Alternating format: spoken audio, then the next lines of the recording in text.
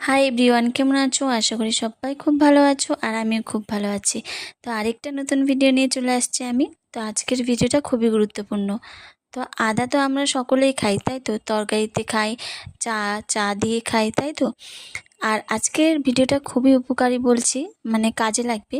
এই ভিডিওটা দেখেছি আমি এক শেফালি দাস দিদি ভাইয়ের থেকে। তো আমিও ভাবলাম ট্রাই করব।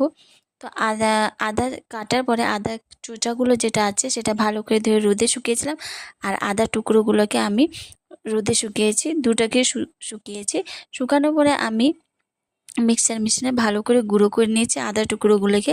তারপরটাতে ছাঁকনিতে ছেঁকে রেখে দিয়েছি। আর যেগুলো বেরিয়েছে রোয়া রোয়া, ওগুলো রেখে দিচ্ছি।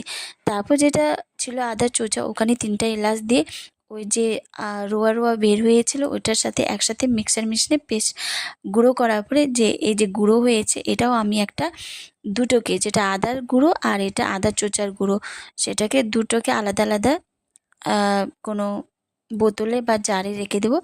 আর যেটা আদার চোচার গুঁড়ো ওটাতে আমি চায়ে ব্যবহার করব। যখন আমি লাল চা খাবো তখন আমি চায়ে ব্যবহার করব। আর যেটা সলিড আদার গুঁড়ো সেটা আমি তরকারিতে ব্যবহার করব। তো ভালো রাখার জন্য আমি ফ্রিজে রেখে দেবো। তো এইভাবেই আমি অতটা ভালো করে বলতে পারলাম না, যেহেতু ভিডিওটা শর্ট আছে সেজন্য। আর আদার গুঁড়োটাকে আমি ফ্রিজে রেখে দিব, ফ্রিজে রাখলে ভালো হয়।